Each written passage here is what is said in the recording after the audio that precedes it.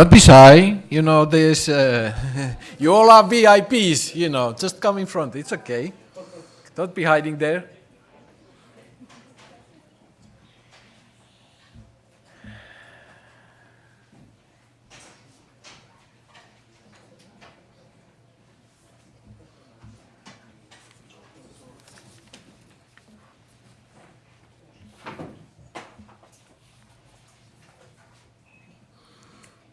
All right, still. Okay, good. Okay, I guess we are good to go. Good to go. Despite the fact that this is a short week, and many are somewhere else than in Brussels. I think at least the confirmations, even if the first row is empty, shows that the topic is really timely. We have been recently quite lucky with our timing of our our publications and studies. Because I was just speaking with Sam, who's going to refer to his paper, Made in China Powered by Europe. Of course, starting to work with this started a month ago. And also planning this event, you do it many weeks, in front. But now it's just the right moment to have this discussion. As Sam pointed out, and we can see in the news, Trump is in China, many discussions taking place. Obviously, and trade, no doubt, is one of the biggest one. So, Made in China, powered by Europe. Also, it's a good moment. Just looking at the discussions here in Brussels, also, as the narrative is, Europe has becoming a dumping ground for China. As a response to that, European Union is trying to make a framework, build overcapacity tools to block that, to limit that. As a result, China reacts as it feels it's in a strong position. And we see now quite clear anti-dumping escalation. China is saying, implementing those policies, we will look your goods, pork, dairy products. Of course, as a background, look in China is that you have several dynamics. So the Trump being China is kind of good illustration in the sense that those all are connected. China, on the other hand, has a domestic situation where economic growth is a challenge. Domestic growth is not there. It has a huge production, so products need to go somewhere.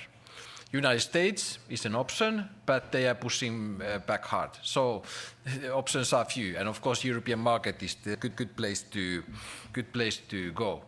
One other point, which is not often underlined, is that this is very clear strategy of China. It's just one aspect. Is, for example, look at the currency policy of China. Clear undervaluation of their currency in order to promote their export. Economic weaponization, China has become, and is an expert. I remember already many decades ago, when first time the Chinese investments started to come in Europe, and speaking with the ministers and how they're telling how straightforward the Chinese are. It's very, for them, economic power and kind of classical political power is related. If certain policies are not implemented, there's economic consequences. In many items, especially in rare materials, China has now clear dominance, and in other areas and is using it. One of the clear, and in Europe we have been aware of that already a long time, but especially in electric vehicles, which is very visible in our streets here in Brussels, you see. And if you look at the numbers, even though we know that there's a challenge that they're coming to our markets. Taking account our car industry, France, Germany, the numbers are growing. So there's no pushback. On the other hand, the political realities needs to be recognized. It's very easy for think tanker or think tank to say that, of course, strategically we need to see the situation that you have difficulties now in order resisting the Chinese impact. But if you don't take the difficulties now, you have more difficulties in the future. But in the reality, well, reality in the ground in microeconomics is a bit different. If you go to some regions or in Europe where there has not been, it's a desperate, numbers are going down, unemployment. And then you have a Chinese investment or company coming in, totally possibly changing the situation. It's very, very difficult to say no, because that decision to say no, it has concrete consequences for families and people, or same thing for the companies.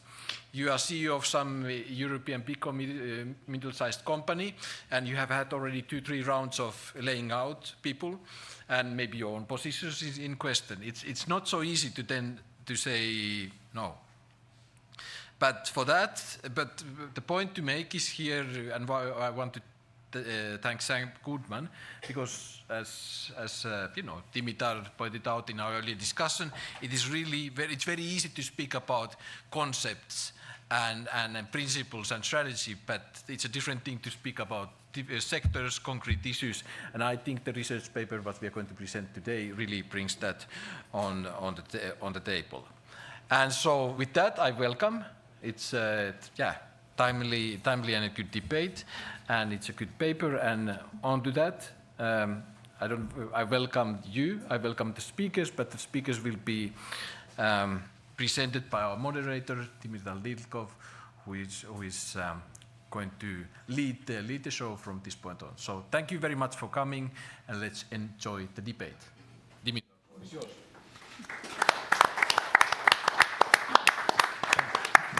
Thank you, Tommy. A warm welcome by my side as well. I'm Dimitar, part of the research team of the Martens Center. It's a pleasure to have you here. And indeed, China is on our crosshairs today with a twist. We all know the narratives, we all know the discussion points. We don't want to have another event where we complain about the situation, about the trade coercion, the unfair trade practices. We want to talk about specific sectors and specific tools. And we have a really stellar setup today. So starting from Sam, who is the author of the report. Sam Goodman is the Senior Policy Director at the China Strategic Risk Institute, long-standing friend and collaborator with the Martens Center. Also, I think, author of one of the best deep dives of Chinese EVs in Europe. We published a report last year as well. Take a look at that as well. Joining us also today is MEP Dirk Gotting from the Netherlands, part of the EPP group and part of the powerful Econ Committee at the European Parliament. MEP Gotting is an influential voice on matters related to housing, economy, international trade, and China as well. Thank you so much for your presence. Last but not least, Camille Bonnois, who is part of Rhodium Group, Associate Director at Rhodium. For those of you maybe who don't know them, they're actually quite famous when it comes to Chinese research, one of the best independent research institutes on all things China, economic and industrial policy. So welcome to the panel. Just a very quick show of hands, stretch you out after sandwich lunch. Two quick questions for the audience. Show of hands. Who thinks the EU has a comprehensive strategy towards China, which it actively implements? EU, active strategy, actively implements. Okay. We have two people. Who thinks that China has an active strategy which it actively implements vis-a-vis the EU? Yeah, there we go. Sam, take it away. Thank you. Well, thank you so much for having me, Dimitar, and really appreciate all the support from the Martens Center. And I think, really maybe to draw on the title of the report, sometimes the narrative is set out in a really sort of doom and gloom way, right? Where we sort of see Europe as the past. I was once sat in a seminar, I think last year, and someone was looking at social media in China amongst Chinese citizens and what they thought of Europe. And I think the main word that they pulled out was that Europe was considered a museum, a sort of nice place to visit where you can go on a holiday and see some stuff, but nothing of value. And of course, that plays into sort of the Chinese Communist Party's narrative here, which is very much that China is the future. Every new technology, China has dominance in it, and it has very few dependencies on Europe, and yet Europe has huge dependencies on China. And obviously that's something that we saw last year when China weaponized the rare earth supply chain, mainly focused at the US on their ongoing trade rivalry, but Europe was hit nonetheless. And I think it's something worth thinking about, because there are areas where Europe still matters. There's areas where Europe still innovates. There's areas where actually China's economy is still dependent on Europe. And I think it's important to talk about that. But first of all, I think as Dimitar has alluded to and some of our other speakers have already alluded to, there is a bigger issue in the relationship with Europe and China today, which is this huge trade imbalance and the fact that China is producing records amount of manufacturing overcapacity that's really harming European interests and in many ways forcing deindustrialization here in Europe. And Rhodium has done some fantastic work on this, looking particularly at Germany, which is obviously the manufacturing engine of Europe, and they're losing about 10,000 manufacturing jobs a month. And again, looking at some of the statistics, China now currently accounts for about 30% of the global market share in manufacturing. And by 2035, they have aspirations to get to 45%. And that ultimately will come from Europe. It will come from G7 countries that are already developed, unless they do consider action. And of course, Europe isn't alone here. In 2024, there was 198 complaints against China's trade practices at the World Trade Organization. In the first half of 2025, there was another 79 complaints. So Asia is also being hit by this, as is the Global South. So it's not just a European issue, and it's important to say that as well. Last year, despite Trump's tariffs and the trade war, China had a trade surplus of $1 trillion. That's a huge amount of money. And with the EU alone, it was $300 billion. So this is significant. The second point I would like to make, I think Dimitar already alluded to this, is that China is the master of strategic leverage, and it is very good at leveraging the whole relationship in a way that Europe doesn't do that. Europe treats China like it is any other trading partner, where it silos different aspects of the relationship. If we can't agree on human rights, we'll talk about something else.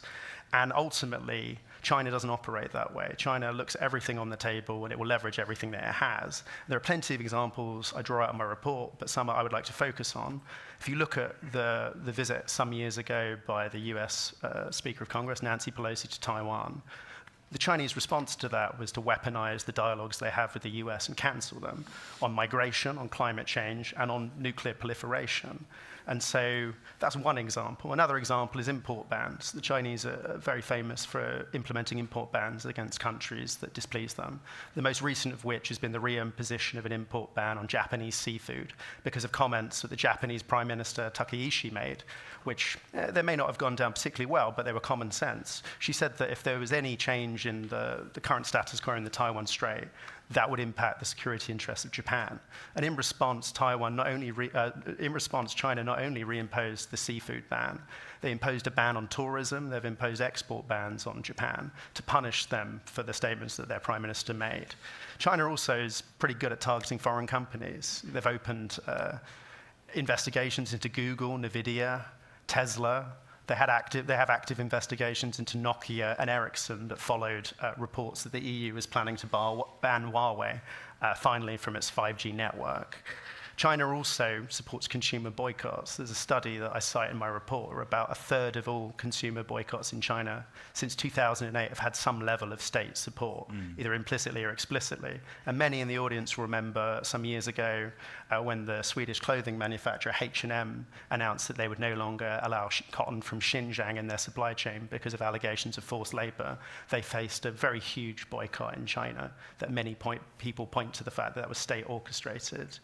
And of course, I've already mentioned the rare earth weaponization, so I don't need to focus on that. But I do want to quickly point out a new supply chain directive that's come out of China about a month and a half ago that essentially will again weaponize the supply chain and brings in financial penalties for companies and individuals that advise foreign governments and foreign companies how to de-risk their supply chains from China.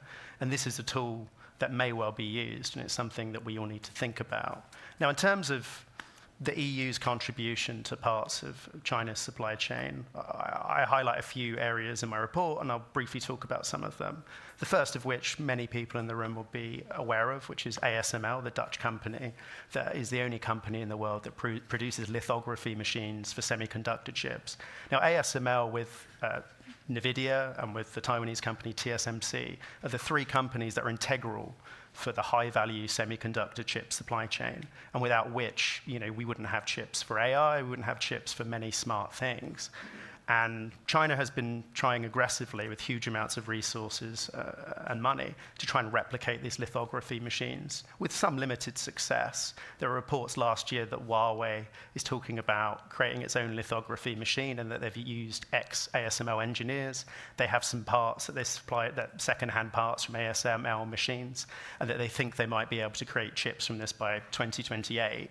But it's a bit of a gamble. The reality is right now, that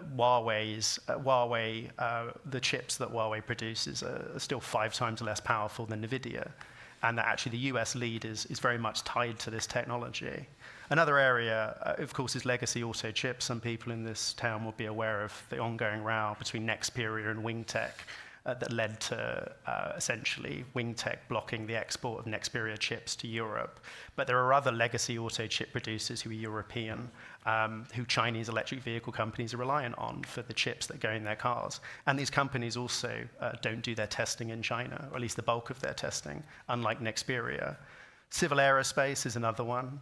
The COMAC plane that China is trying to produce that will rival Airbus and Boeing one day is very reliant on parts ranging from Safran providing their engineers, French company, to a German company providing their internal air cabin pressure system, to Austrian companies providing some of the components for wings, to an Italian company producing some of the casing for engineers. And I think it's common parlance to accept that without the support of European companies and American companies and British companies for that matter, China's civil aviation program would grind to a halt. In fact, last year, Trump actually put export controls temporarily on US companies providing those parts and lifted them as part of a strategic leverage approach. And Rhodium has done, again, fantastic research showing that China has struggled really to move a lot of those suppliers to domestic suppliers.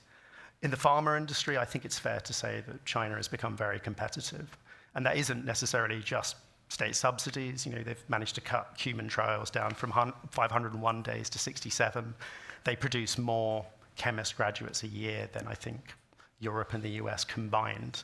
And these factors have made them very competitive. But again, they're very reliant on historic European companies for joint ventures in China, whether that's Sanofi, Bayer, or AstraZeneca. AstraZeneca that announced at the beginning of this year £11 billion of new investment into China for research and development, despite the fact that their executives in China have been in jail for the last 18 months. And we need to be careful in Europe because we may wake up one day and find that we no longer innovate drugs, but we are just consumers of them. And COVID was very illustrative of this problem, of that if you have supply chains dependent on partners that you can't trust, your citizens will suffer quite physically because their medical needs won't be met. China has made much about humanoid robots. I think we see them all over the news, running in marathons, doing karate, as you will. It won't surprise you to know that that supply chain is not 100% Chinese to build these robots. In fact, they're reliant on Swiss companies, German companies for their torque sensors and some of their cordless motors. And a lot of the Chinese companies at the moment that make these robots do not offer clear public accounts of the extent of that dependency on European suppliers. And I'm sure there's a very good reason why. In terms of emerging technology, it's interesting that China is still very much willing to partner with European companies. So if you look at Nokia and Ericsson, they're currently participating in the Chinese government's 6G telecommunications trials.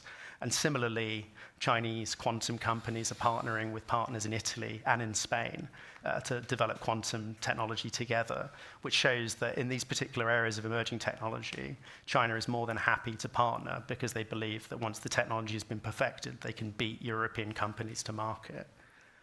So that's, I guess, a broad overview of some of the sectors I've looked at. But I think looking particularly at this question of EU leverage, so much of these conversations begin and end with the EU's low pain threshold and disunity amongst the EU Council, and this belief that we could never get our acts together even if we wanted to. I would point to a couple of examples to play devil's advocate, actually. One, looking at the tariffs that the EU put on Chinese electric vehicles. Yes, they were relatively low. Yes, the Commission offered discounts for Chinese companies that negotiated them.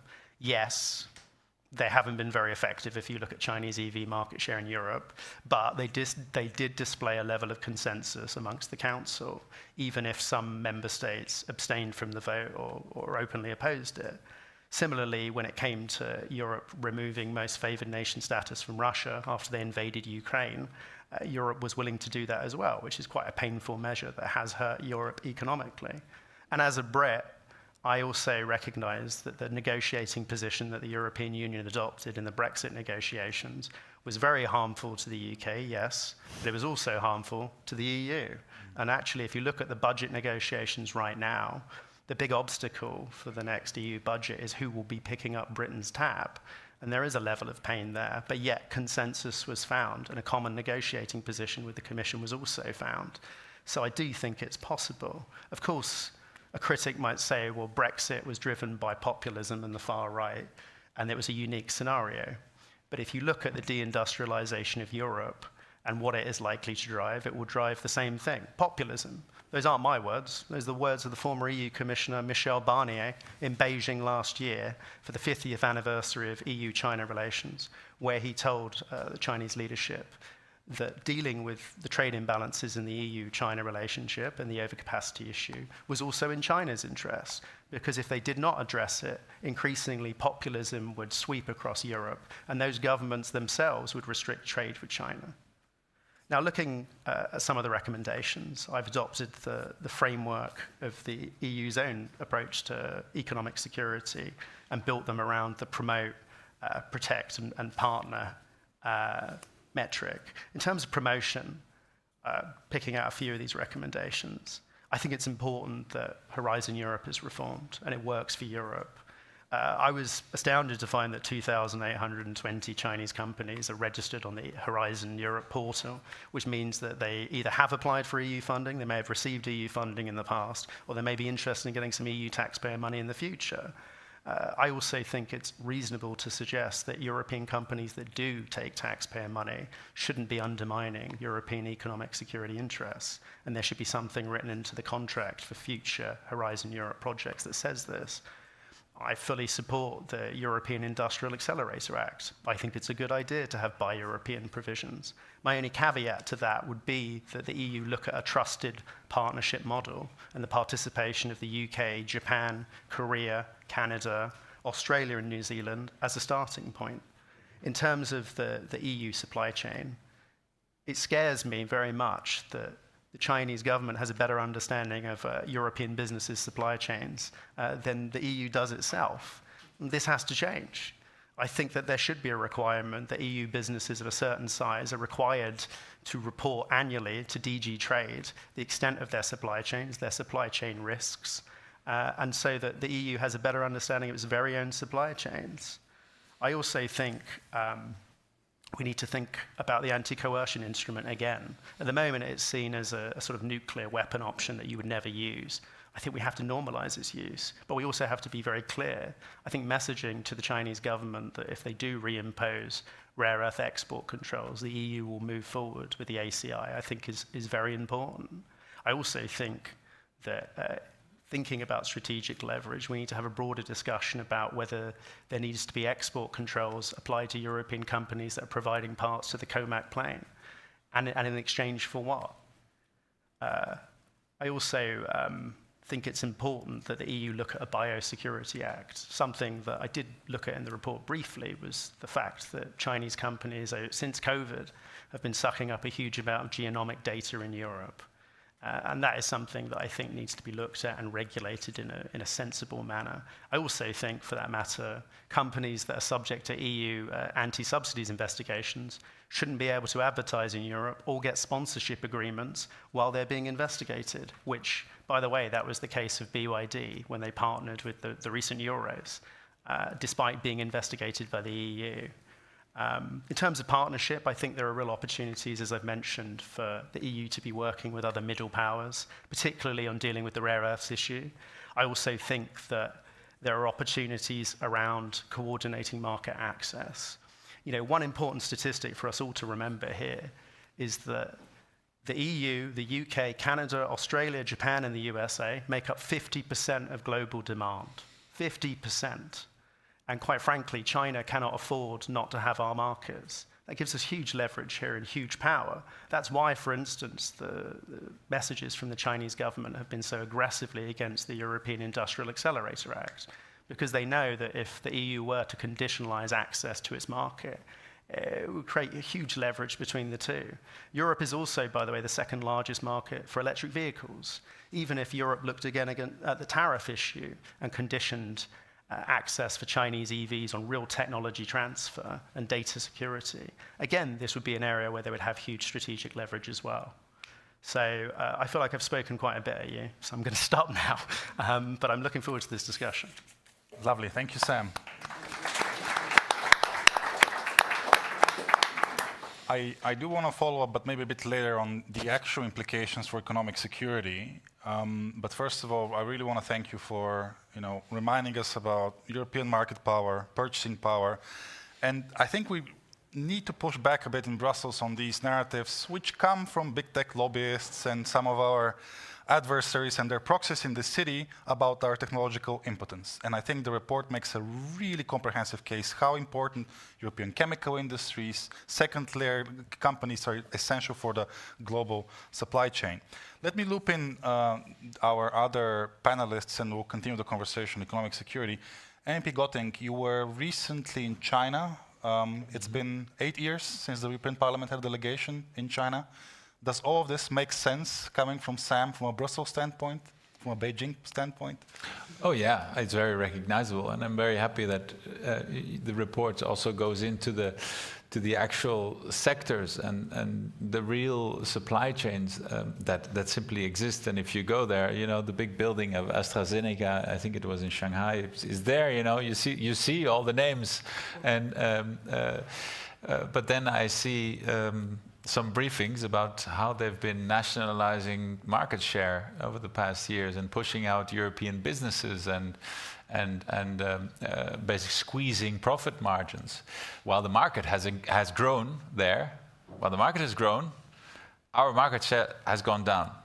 What has happened? They're squeezing us. Yeah? They're squeezing us very, very intentionally.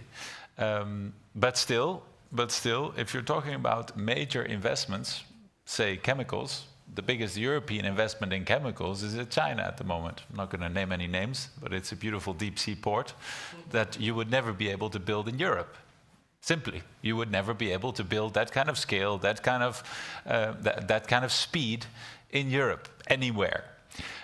So yes, it was the first trip in 8 years. COVID and bilateral sanctions and a big diplomatic mess. Roberta Metsola tried to normalize that and succeeded, which was a great step forward, I think. Because I believe we're now also, and this report shows it, at the moment where we have to decide, okay, of the 1,000 fights we can pick with China, which ones are we going to pick? Yeah? Because we can go old school and do human rights and do all kinds of other stuff. Or we're going to pay a bit more attention and coordinated attention on what's happening to us economically. Because what I've seen, and I went there actually with the IMCO committee, Internal Market Committee, because I'm a rapporteur on the customs reform. There's a huge customs reform that we did, the biggest integration since we started basically the customs union. And it will affect very much the relation, the Chinese platforms and how they operate in the European market. But when I went there, it was quite clear these low-value packages, e-commerce, it's a sideshow compared to what's still coming at us. You didn't mention it, but the JD is buying MediaMarkt and Saturn. So they're buying Ceconomy. They own the 1,000 shops of MediaMarkt and Saturn. It's basically where we all buy our next washing machine and fridge. The problem is that if you only in Italy we're talking about 20 million client profiles. In the Netherlands, it's 100 million client contacts every year. Yeah, and now all these machines that they're selling there are connected, are AI. It takes before in order to install a TV, it took ages to put all the channels in the right order. Yeah, now it takes ages to turn off all the AI that is stuck in these machines. Yeah? Now, what are they doing? They're collecting data. Yeah? They're collecting data from our living rooms, from our kitchens and our bathrooms, and it will be used in a way that we don't know how to use data in Europe. And what are they going to do? Via these appliances, they will get into consumer credit, and they will get into insurance. They will get into banking. Go to any Monoprix in Paris. You can buy you can pay with Alipay. All the high-end shops already do that for a long time, you know, like Bitcoin and all the other stuff. But Monoprix, normal supermarket, you can pay with Alipay, and this is rolling out much quicker than we expect. So they're not only into the goods and the cheap packages and all that, and you're talking about rightly about the high end. They're also simply getting into our living rooms, yeah. And I think we have to be much more. The sense of urgency has to be much bigger, and I very much agree also with this approach that if we don't condition market access more, simply market access. That's for me sort of the mother of leverage that we have. It's our market.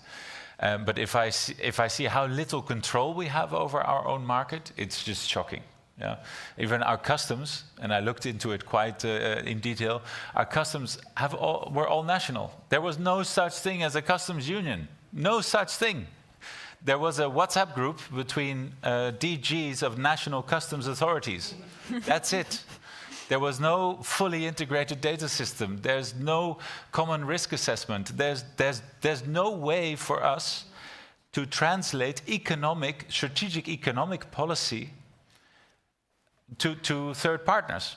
We don't know how to do it, only via national systems. And there you get differences of interpretation. I'll end with one example. So we were at an export to business in Shanghai, and I was very interested. Okay, so how much does it cost a kilo of e-commerce into Europe? Oh yes, sir, Dirk. This is what Luke was speaking, the boss of a small logistics company. Like they have like 5 massive plants. €5, sir. €5. Okay, imagine €5 per kilo e-commerce export into Europe. In Frankfurt, it's at least 30 to send it to China. Yeah. So imagine what kind of handling fees we can impose on them without them hurting, which is also the reason why they haven't reacted to it. You know, the de minimis discussion, the handling fee, they haven't reacted. Why? The margins are so huge that they can simply absorb it. And then I said, okay, so what happened with the US tariffs? Oh, the US tariffs, they're not that bad. Business is stable. And what about Europe? Yeah. Only France, it went to 0. Why is that? France put a €2 handling fee on packages. So where's it going now, Luke? Well, it's going to Liège, it's going to Budapest, and it's going to Schiphol. Fantastic. So that's Europe, yeah? So we urgently need a collective, coordinated approach. We need the Commission to lead that, and we need an economic narrative about it. And it is difficult to say, but sometimes also in the European Parliament we are very much distracted by the political and foreign affairs issues. And for me, they take our eye off the ball of very, very urgent economic debates we need to have internally in order to coordinate our positions, because that in itself is not easy at all. Sorry for being so long. No, it's been excellent. Thank you so much for this intervention.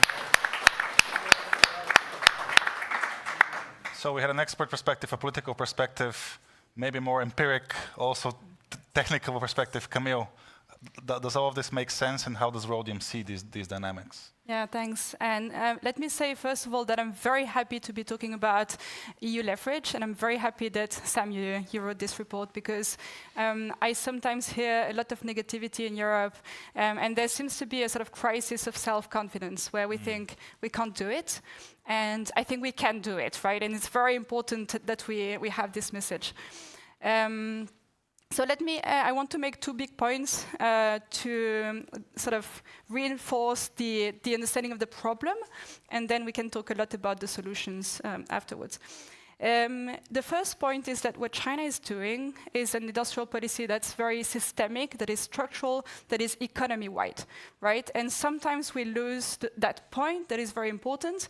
I hear sometimes, for example, oh, China supports their batteries, but we also support our battery sector, and the US also did the IRA, etc. No, it's not the same, because China doesn't only support the battery sector, they support everything, right? And if you read their latest 5-year plan, the 15th 5-year plan, and you count all the sectors that they list as being supported, it's the whole economy, right? And that's very important because it has a cumulative effect. It is self-reinforcing, right? If you support the metal segment and then also the electronics and also the energy, it all comes together and has a reinforcing effect. And the result is what the IMF called a macro-industrial policy, which is structurally diverting resources away from consumers and towards producers. And that is creating what we call overcapacity, right? Which is a big gap and a growing gap between consumption and production. And that production has to go somewhere, and it's going to Europe. Add to that the fact that the renminbi is structurally undervalued by about 30%, right? That's enormous. That's a huge price advantage. That means that we can't compete with those prices. We have no way of competing. And again, one argument that I hear very often that I would like to counter is that if we do our homework and if we become more competitive and if we solve, the crisis of energy prices and if we do everything that is in the Draghi report, we are going to fill that gap. No. It's not enough, right? We can do everything that is in the Draghi report, and we won't fill that gap, that price gap that we have with China. China is a separate issue. It's a separate problem. The consequence of that on our market is accelerating, right? We've been talking for many, many years about Chinese companies gaining market share, about deindustrialization. This is in the past 2-3 years, it's been accelerating, and the pace is extremely fast. And it's been changing a bit in terms of the sectors where it's happening. So it used to be in mid-tech sectors, right? Or low-tech, mid-tech sectors.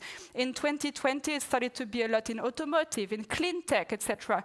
Now, in the past 2 years, it's really in the crown jewels of European industry. So it's machinery, it's chemicals, it's robotics, right? It's basically everything that a country like Germany is doing very well. And so that's threatening the core of European industry. The result is that we are creating acute dependencies on China. We are deindustrializing very fast, and we are losing or at risk of losing our know-how and our leverage. And so we need to protect that leverage because, and you mentioned it very well, we still have one, right? But in a few years, we might not. So we have to protect it. The second point I would like to make is that there's a bit of a shift in the way China is using its own leverage. It's not only for political aims, it's not only for in sort of foreign relations, etc., but it's to proactively counter attempts at de-risking. Right? If you look at the regulations that you mentioned, Sam, the two regulations that were issued by China in April on industrial and supply chain security, what you see is that China is actively trying to prevent companies and countries from diversifying away from Chinese supply chains. If we try to do that, it's written in the regulations, they will retaliate. Right? And so the result of all these points is that we'll have to do a lot more anyway to protect our industries. We'll have to come into the crosshairs of Chinese retaliation. And so we need to be talking about EU leverage because we'll have to use it. We will be the subject of retaliation. It's not an option. I think it's unavoidable. So the question is, how do we counter it? How are we smart about it? And that's where the discussion about the solutions come into play. Yeah, excellent. So let's exactly turn to this part of the conversation. Sam, you really struck a chord about, for example, the horizon aspect, where basically subsidizing our own deindustrialization. When you think about it, so many Chinese companies benefiting from our subsidies. So you mentioned the Industrial Accelerator Act, for example. There's a big debate in Brussels about Buy European, using procurement as one of these tools. And I like the fact that you want to expand the conversation, saying we need a trusted supply chain as well, because otherwise we risk not tapping into this supply chain. So how do you see the IAA, the whole public procurement conversation? And let's talk a bit about the specific steps we can take to counter Chinese coercion. Yeah, I mean, on the Industrial Accelerator Act, I think my thinking about this sort of trusted partnership model is very much that the EU needs to move quite quickly on at least the partners are at a high level of base trust, right? Where it really wants to give them access anyway. And obviously I would like to think that Britain's there, but also partners that have something to offer. So, Korea, Japan, they still have semiconductor industries. They're pretty competitive. They still produce EV batteries. Obviously, most people don't know that, but they do. So the debate around Europe and having to partner with Chinese EV battery producers, you could partner with a Korean battery producer or a Japanese one. In fact, I believe the American company GM, they source most of their batteries from Korean providers. That's why they were less impacted by the fallout around the rare earth license issue. I also think, and there's plenty of people in this town who think this as well, you shouldn't shut out other countries as well. The reality is Europe has really high labor costs, high energy costs. Some parts of industry, the supply chain that you want to diversify away from China, you are not going to bring back to Europe. And there are plenty of partners that want to get into the manufacturing game who are also being shut out by China right now, because China is essentially taking all of the cake. They're essentially saying, we want to keep doing the low-end stuff that we've graduated from, and we also want to move into the high-end manufacturing as well. And so there are plenty of partners here, I think to work with. The other thing, of course, is that there will be an EU Council meeting, I believe, in June. China will be on the agenda, the overcapacity issue will be on the agenda, and there have already been talks about further steps, basically, and trade defense measures that Europe can adopt. One looking particularly at sectors as well. Like if there's a particular shock in a particular sector, can the EU move quickly? Can there be a handbrake, basically, that restricts market access in that particular sector? Rather than, I guess, the game that we have at the moment, which is very sort of whack-a-mole, if you know that game, where you look at one particular company, the Commission does an anti-subsidies investigation, they find them, whatever, and it takes the whole time. So I think that's also probably the direction that Europe's heading in. And this is the question of at what speed it gets there. Yeah. MP Gotting, you made a really good point about picking the fights we want to have with China, and it feels that the Chinese have a very all-encompassing strategy towards economic security, food, economy, trade, all the sectors. Is the European approach siloed? Do you see this coming, up and coming, a more comprehensive view on economic security? Well, I hope so. I don't think we have a choice. I mean, either we do it or we lose it. Yeah? So I don't think, because it's such a systemic challenge. Already Camille said about the issue that even if we do everything that the best think tanks in the world tell us to do, we will not beat that kind of system. It's not because we're not perfect as humans or we're not smart enough, it's because the system is rigged, as some people would say, and it's rigged like properly. And in that sense, if Chinese companies get a 30-40% discount on all public procurement contracts or bids that they do, I mean, forget it. Yeah? So we can go all in and do like them, work below the price. So I dump our expertise, which is, I think, what we're doing and have been doing, at least when we started getting into the Chinese market. We dumped our expertise that we developed over decades. But I think the reality here is we need to unite the message. And we're also not in the luxury of being able to choose any kind of weapon. Because like you said, I mean, strategic autonomy is a beautiful buzzword, but it's a very expensive buzzword as well. I mean, doing EU only, we basically cut ourselves off from, so IAA, EU only, and some people are talking about it in the parliament. I'm shadow rapporteur in INTA for the EPP on the IAA. And it will be a very delicate balance of how you target that. Second point is, the Chinese are not made of sugar. They are super blunt. In our conversations also in Beijing and Shanghai, they're like in your face. They're like, you do this and did that. And we should not be afraid to be blunt as well. And that's why I'm not always totally convinced by this idea that we don't talk about it, we just do it. No. We have to tell them what we're seeing. We have to tell them what we're seeing, and that we're going to organize ourselves in order to prevent negative consequences for us, just like they're doing themselves.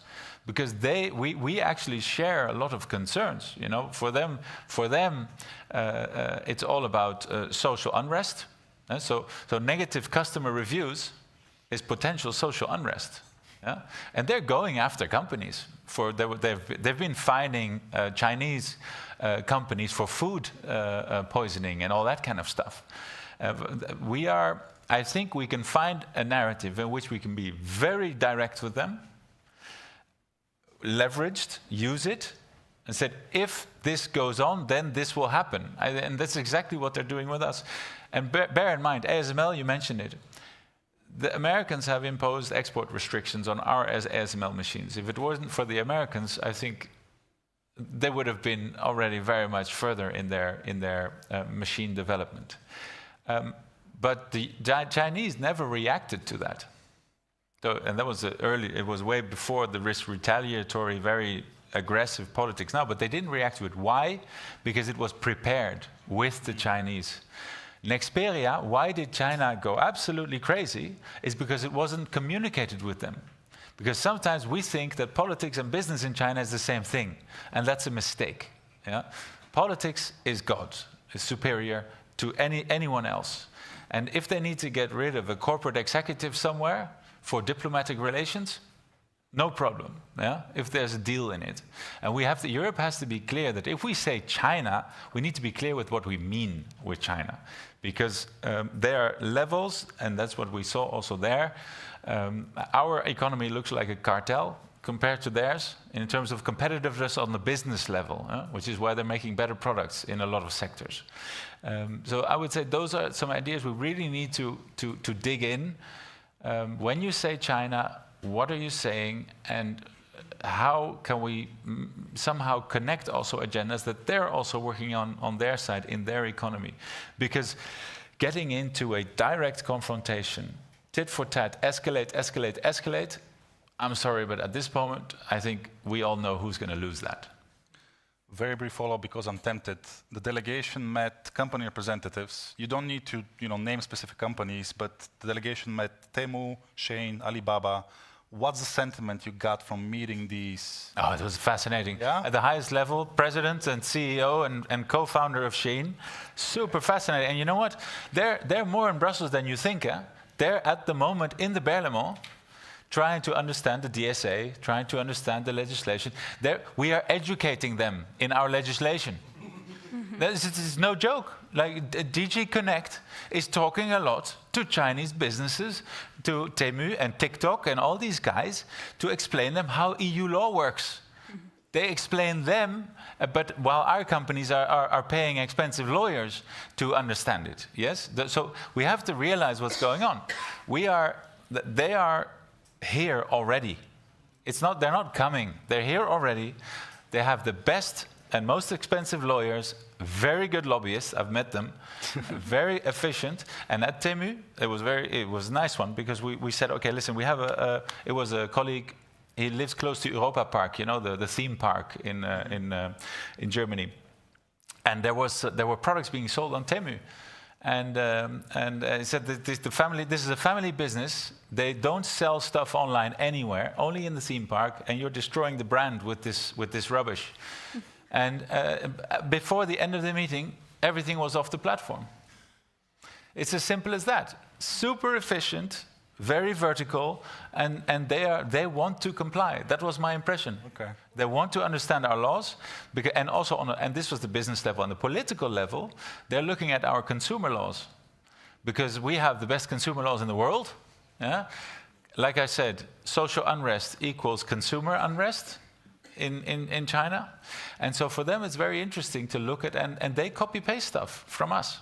And in that sense, they are self-confident. They want to comply because, as you said, Sam, we have the chicken with the golden eggs here in Europe with the internal market, and they need the profit margins that they can get in Europe in order to pay for unproductive and unprofitable business back home, because the profit margins are absolutely disastrous in the Chinese market.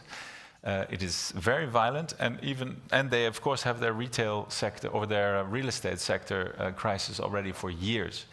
And one Chinese interpreter told me, Dirk, they're now making a law, and I haven't checked it, but maybe they're making a law to prevent people from using apartments as sort of remembrance sites for graves, for people that have died, because the graves are more expensive than the apartments. Wow. Yeah, so that's the level of real estate crisis that they're slump. in, Yeah. and the property slump is huge, and it is simply the only thing we see is all the shiny good news stuff from China. No. They have very big problems, and the EU is part of a solution to their problem, and that's what we have to leverage. Yeah, we're basically transferring lots of money, keeping the economy alive, exactly in these specific sectors. I'm going to open up to the audience in just a bit, but Camille, I'm also tempted. The industrial policy of everything, basically, from China, and you specifically mentioned sectors like chemicals, machinery, industrial equipment. This is basically Germany, this is basically Europe. They're stealing our lunch. And what's your experience for the best way forward when it comes to economic security from a European perspective, maybe also from an American perspective, but what tools can really work here? Yeah, so I mean, you talk a lot about reverse dependencies in the report. I think that's very good, and we should protect them in the sense that we should tell our companies not to give them away for free. That's a starting point. But I also agree with you, Dirk, that market access is the mother of all leverage in Europe. That's the most powerful tool we have. Because, first of all, institutionally and politically, it's easier to leverage for us. And also, it would be a lot more devastating to the Chinese economy if we close our market access. Because exactly as you mentioned, right, the Chinese economy is actually not doing well. What has been an incredibly successful industrial policy in terms of reaching technological self-sufficiency has been a disastrous economic policy. So economic growth is slowing, is very low, is much lower than what Beijing officially announces. So instead of 5%, it's closer to 2.5%, right? So half of what they announce. It's heavily dependent on exports. We estimate that this year, all of the economic growth, or at least half of the economic growth, might actually come from exports, from net exports. So they are dependent on us as a market to continue to function. Profits are at an all-time low. Companies are reducing their R&D expenditures, right, because they don't have the money to pay that. And so we have a point of leverage there. If you add to that if we even close our market a little bit, that would reinforce the deflationary pressure in China, which is already very, very severe. And that would be, we have done a lot of trade modeling exercises to see what would be the consequences on China if we do that.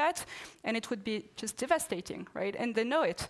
The only reason why they continue their strategy is because they think we won't act, right? And they have been proven right so far, but not forever, I think.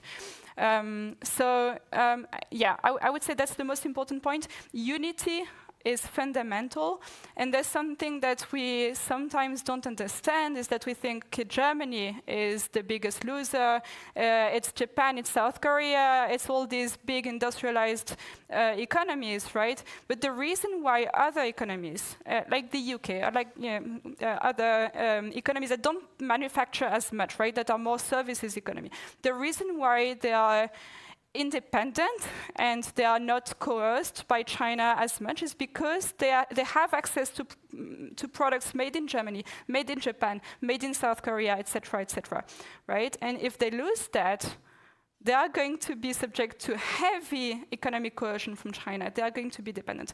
So some countries are hurting first, but the other countries should all realize that we are in it together. And if we don't act together, it will just not work. The last thing, because we've been talking a lot about the IAA, and it's a fascinating debate because it crystallizes a lot of the the reflection about what really we want to do with this, the question about do we want to protect our own industries made in China, right, made with Chinese European companies, or do we want to actually de-risk as a first priority and diversify, but with all the other partners. Again, we have done the sort of quantification exercise, the trade modeling exercise, and what we show is that if we don't do this with partners, everyone is worse off as a result, right? It leads in the long term to a fragmented global trading regime where we lose the benefits of trade, where barriers rise everywhere, and we are, as Europe, we are an export-dependent economy. We do export a lot to other countries, so we need to have that access. We benefit from it. And so this is extremely important. So let's not do too much sort of local content, Europe for Europe action, but really work on it with partners. I'll stop here. All right. A lot of ground has been covered. Let's open it up to the audience. Questions, comments, responses. Gentleman there. Thank you. This is Maurizio Geri from Italy. I am a Marie Curie Fellow on hybrid war with China, Russia in the energy sector and technology sector. So you spoke about diversification for the supply chain, maybe the reindustrialization for us together for the value chain. But the problem is how we can decoupling completely, because it's something that is very difficult to do. You know, Italy, we cut the Belt and Road Initiative that the first government, agree on. Is there any, European policy to start the decoupling in the long term? Thank you very much. Okay, question on decoupling. Second question from Tommy in the front row. Hello, thank you. Fascinating debate. Maybe for Dirk, you mentioned, you made the right, for at least for me, that we have like thousands of options which fight to pick, and we have to choose the right one. And indeed, because as displayed, there is the economic price to pay. They will respond immediately and hard to stop us, so it doesn't escalate. So what fights should we? Yeah, exactly. What fights should we pick and what fights not, in your view? Okay, what fights to pick and what not? And last question from this round, the gentleman there in the back. Hello, Julian Bloom from the High Commission for Strategy and Planning, the French government think tank. Thank you very much for this really interesting conversation. I think it sort of captures the current mood and shows that the conversation is different to what it was a few months ago. And I think that's already a very good sign.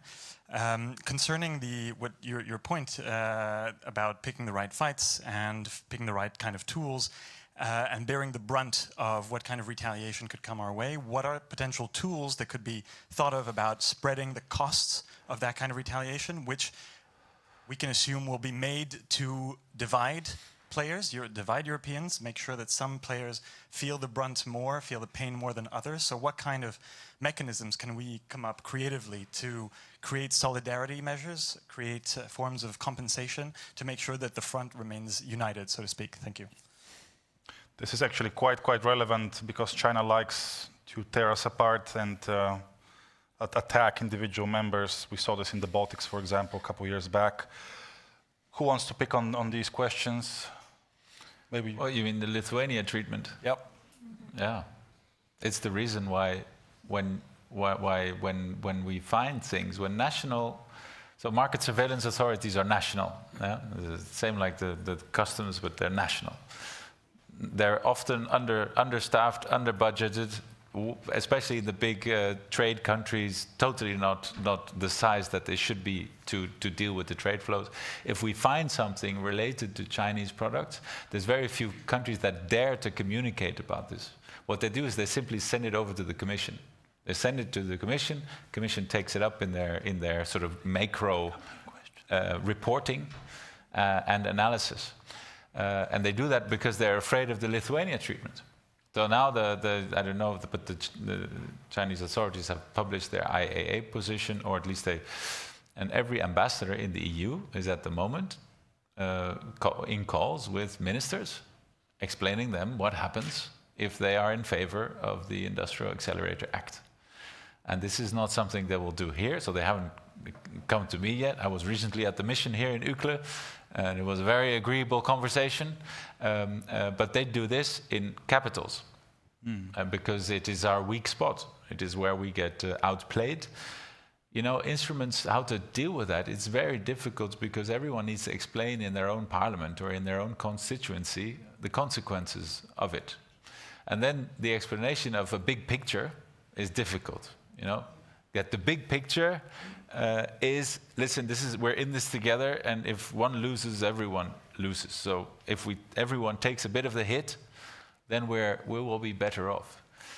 So there's no easy answers on that, apart from the fact that I think every member state understands that they're too small to be in this together. Even the Dutch government, if they would be responsible, ASML is, and I'm Dutch, yeah, ASML is bigger than the Netherlands, you know?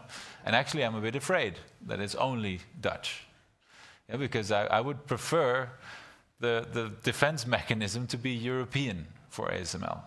Yeah? And that same goes, I think we have to think like that. I mean, we have another geopolitically strategic actor in the Netherlands, Urenco. They enrich uranium. Nobody knows it, but it is absolutely key to everything that has to do with nuclear around the world. But that's also how we should see our strategic sectors. We need a European defense mechanism around it. And what I've seen up till now, how far the member states are ready to go in terms of foreign direct investment screening, it's not enough. You know, it's not enough. I mean, like I said, the purchase of the MediaMarkt, it's stupid. You know, it's just kitchen appliances and all that stuff. Nobody cares. That's not strategic. Well, you know what? How are they going to train their AI, which is now front and center of their 5-year plan? I mean, in AI, they will be at us. Like the EVs is only the start of what. That's basically the main point. EVs is the visible part, but the rest is already coming. In the services, in everything that has to do with at home, this television, it used to be a lot of Philips and a lot of Siemens and a lot of stuff. All these brands will be pushed out of the market. Miele even moved, I think, now from Berlin to Warsaw to try to compete on prices. But it will be extremely difficult. Decoupling, honestly, I don't believe in it. It's a fantasy, economic fantasy, and I don't think we should spend too much time on it. I prefer the approach that we have that frank conversation, understand each other's leverage points, which they at the moment understand way better than we do, and be tough on it and act together. Decoupling, honestly, we don't have the money for that. We simply don't have the money for it. Even though Norwegians cannot afford to decouple. Camille, can we decouple? No, I completely agree.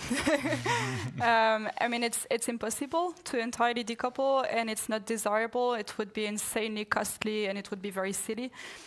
Frankly, I don't think we should care if we import 100% of our umbrellas and underwear from China. That's not strategic. But I think we need to have a very serious discussion about what is the end goal. What are we trying to protect? And a few years ago, my team did actually that exercise. We called it the green list. So what is green that we can entirely depend on China for? You know, it doesn't matter really. So umbrellas. What is orange? For Brussels, that's a strategic resource. Yeah, that's true. I would call it a strategic resource. For what sector can you depend on China? A little bit, but still, it is strategic enough that you want to retain, more than 40% of your supply that is not Chinese, right? And I would say a lot of the chemical industry, a lot of the automotive industry, a lot of the machinery industry, etc. We can't depend entirely on China for that. And then what is absolutely security relevant, where we don't want any Chinese product, because that can be weaponized. So it's critical infrastructure, right? That's definitely in that bucket. And there, it's just we close the market.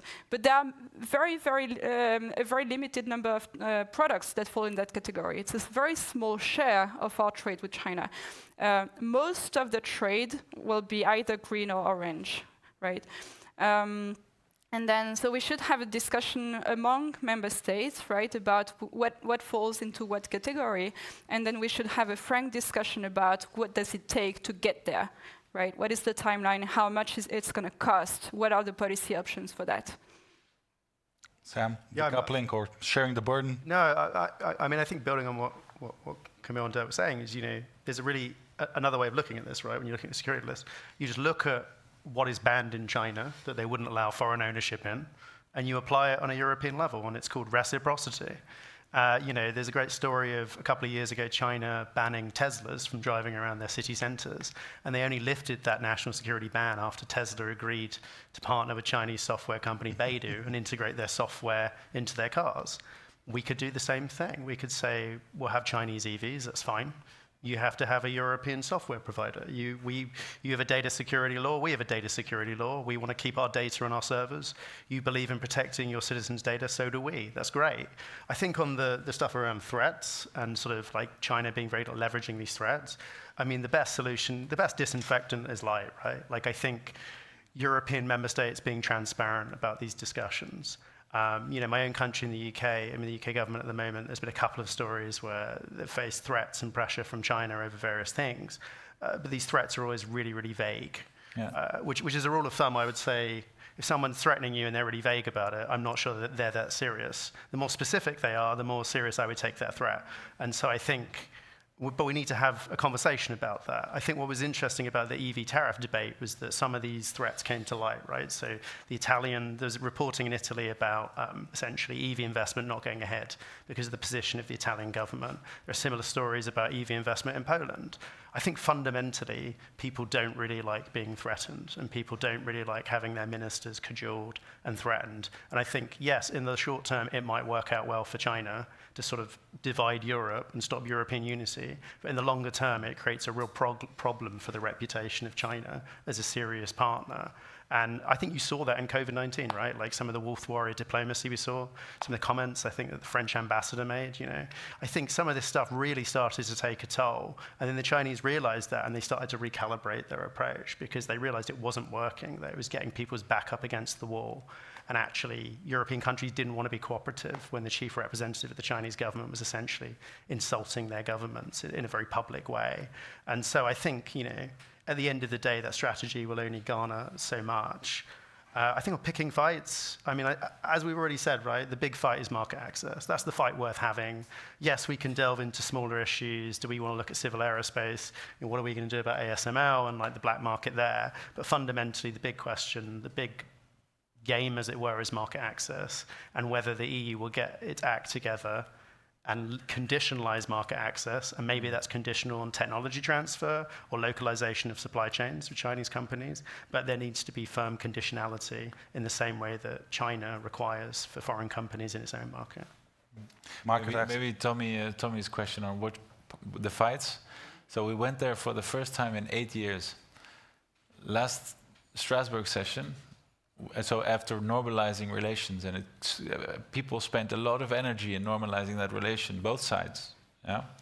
And what is the first resolution that the parliament adopts on China in the last plenary session? It was about the ethnicity law in China. And I have many opinions about that, about that law. But is that the most important thing we have on the table now, there? I mean, if they would be making comments about that Dutch people want to shoot the wolf, but or that they mistreat, we have a lot of scandals over everywhere, and they could also make comments. I'm sure they're not adopting resolutions on that kind of stuff. Why not? Because they're thinking about the economy. So let's just be a bit focused. And I know it's difficult because it's a difference between China being a foreign affairs issue or being an economic strategic issue. And maybe, Tommy, you can help me spread that word also in the family. Okay, 5 minutes left. Closing question to all of you. You know, the orange elephant, the Americans. The transatlantic angle on this. Sam makes a really good point in the report, how, for example, the Americans, when faced with the rare earth licensing regime, they use their own leverage, they use their own cards, and they manage to work around it. So question number one is, what can we learn? Can we learn something from American perspectives on economic security and utilizing leverage? And secondly, do we have overlaps with Washington? Because in the previous administration, and also the work we've done with the Martin Center, when it comes to, for example, the Trade and Technology Council back in the day was, hey, we have our disagreements on big tech, on data, but we have overlaps on China. Do we have these overlaps with this administration? Camille, maybe starting with you. 1 minute each, 2 minutes. Wow, max. 1 minute. Okay. Yeah, well, 2 minutes. Let me start by saying that structurally we do have an immense overlap, right? We have the same interest. Immense overlap, okay. Immense, okay. yeah. And it's still the case, right? We all want to de-risk, and we should be doing this together. Now, of course, the Chinese government has applied a lot of pressure on Washington to slow down the economic security agenda, right? To slow down the tech controls and the tariffs, and so on both sides, it's still a bit uncertain how far they will go. There's a big question of what the tariff differential between China and the other countries will be, right? Because you can, I mean, it doesn't matter so much what is the absolute level of tariff. What really matters is the difference between the tariffs on China and the tariffs on ASEAN and on Europe, et cetera, et cetera. So that is still a question.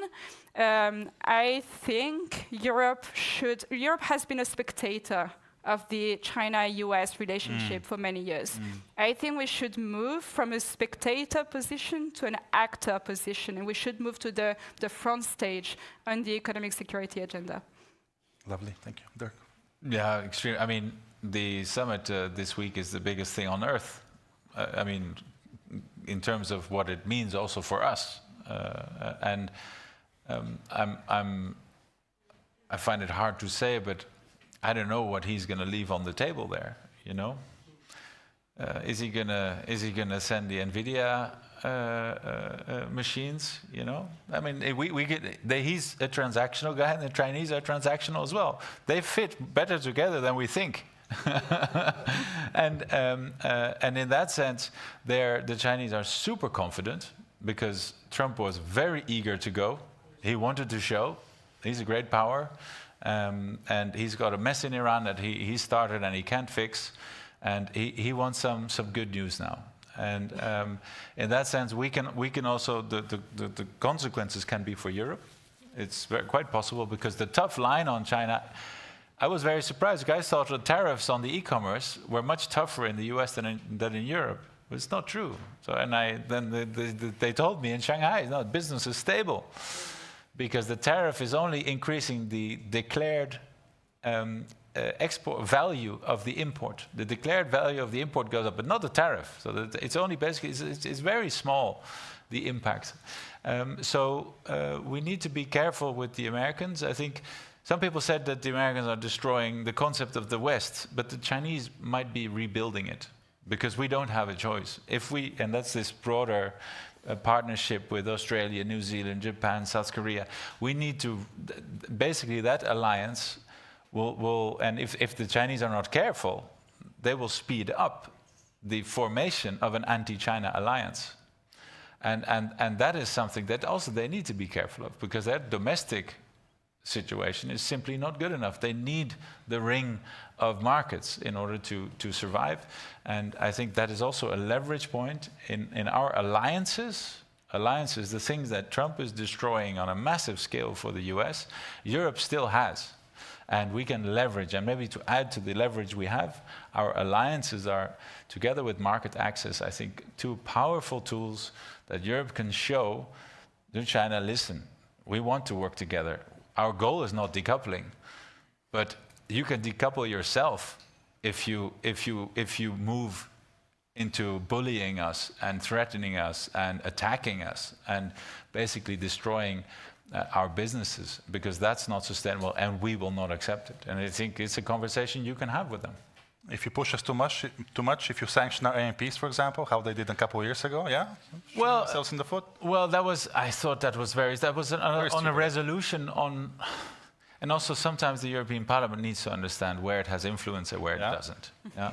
And we are very concerned about labor situation in China and European businesses being close to what used to be labor camps. I talked to journalists in Shanghai and they said, well, they've evolved from that. There's different, the entire economy is very, very extractive, also for Chinese. Yeah? So the delivery guys, they get 7 cents a delivery. So we have to be also a bit seeing in what kind of environment they're working in. But yeah, I would say we have a lot of opportunities there, but if we keep on the, let's say, the moral high ground topics, we lose our growth machine basically, and that's the risk we're running, and we haven't really. We're tempted. The moral high ground is very tempting, especially in the European Parliament, whereas these discussions are much more complicated, are much more difficult to get unity on. Because moral high ground, everyone agrees, but on sort of getting a policy that puts 27 countries on the same line on the Industrial Accelerator Act, then it's a lot more difficult. Yeah, moral high ground in the Parliament, climate in the Commission, makes them tick. Sam, final words, special relationship? I mean, I think fundamentally we have to accept, as difficult as it is, that Europe has done very well out of a world order led by the Americans in terms of maintaining living standards, in case of quality of life. That's just a fact. The reality is that the Americans are well ahead in the AI race. They're developing a lot of emerging technology. Europe does not have the capabilities at this point to replicate that. Therefore, partnering with the Americans makes sense. But I also, I like to say Donald Trump has also done Europe a favor in regard to China in 2 particular areas. One on Ukraine, because his positioning around Putin and his complete disregard for having a settlement that recognizes Ukraine essentially has forced Europe to really confront the fact of China being a chief enabler in Ukraine, and that if Europe wants a settlement that will help Ukraine, Europe has a serious stake here. The second point, of course, is about the overcapacity issue, because the US has fundamentally said our markets are closed to China. If China wants to dump its goods on your market, that's your problem. You have to deal with it. That's a bilateral issue between you and China. And so I think that's also been helpful in sort of making, to take Camille's point, getting Europe off the bench and making Europe an actor. So yeah, I do fundamentally think that we still have huge interests with the Americans that will long outlive Trump. And we have to think very carefully about the moment that we're in, because irrespective of what happens at this summit, US-China competition will only continue as the emerging technology drives on. And as far as the Chinese are concerned, if you look at the rare earth export controls last year, Europe is in the US camp. They didn't offer European companies exemptions from those export controls, did they? They offered the Koreans. They didn't offer the Europeans. And so from the perspective of the Chinese, that's how they see it. Whatever our problems with America, fundamentally, we still have a lot in common. We do actually share a lot of values, obviously, outside of whoever's in the White House. And it's important, I think, that we remember that going forward, and we find a way to work together, particularly on these issues of economic security. Last thing I would say, a warm round of applause for our speakers. Thank you. And thank you very much for joining us. Follow the Martin Center for more research and events. Thank you. Thank you, Dimitar.